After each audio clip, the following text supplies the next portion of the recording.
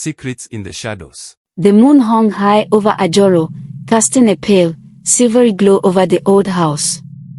Inside, Abeni tossed and turned in bed, her mind unable to shake the strange events of the night before. The whispers, the locked room, her mother's ominous words, the curse, it has started. What did it all mean?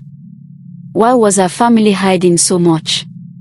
As Abeni lay there, staring into the shadows, she made a decision. She had to uncover the truth. The secrets of her family and this house ran deeper than she had ever imagined. And now, they were creeping out of the shadows.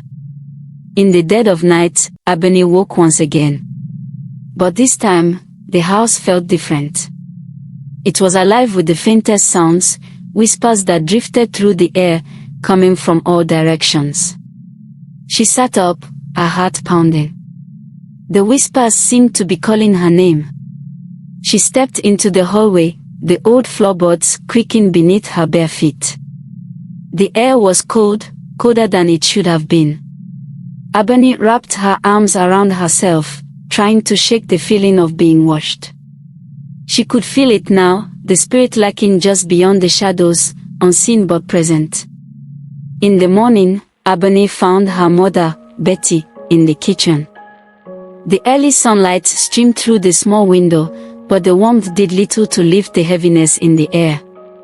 "Mama," Abeni said quietly, her voice trembling, "you need to tell me the truth. What happened to Aya Busy? What is this curse?" Betty's, Abeni's mother, hands shook as she stirred the pot on the stove. She didn't meet Abeni's gaze, but the pain was written all over her face. "There are things you don't understand, Abeni. Some secrets are better left buried." Abeni's frustration grew. "You can't keep me in the dark.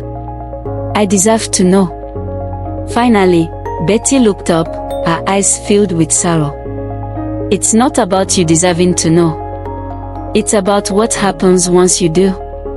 This curse, it destroys everything it touches." Later that afternoon, as Betty, Abeni's mother, napped in her room, Abeni searched the house for answers. She returned to her grandmother's old room, now dusty and abandoned, but still full of memories. In the corner, hidden beneath a stack of old clothes, she found a leather-bound book. The pages were yellowed with age, and the edges were frayed. As Abeni flipped through the pages, she realized it was Aya Busy's diary. Her heart raced as she read the entries. They spoke of strange rituals, of pacts made with the spirits, and of the curse that had been placed on their bloodline generations ago. One entry stood out: "The spirit grows restless. It watches us. One day, it will demand more than we can give." That night, as the wind howled outside, Abeni lay in bed, unable to sleep. Her mind raced with thoughts of the diary and her grandmother's warnings.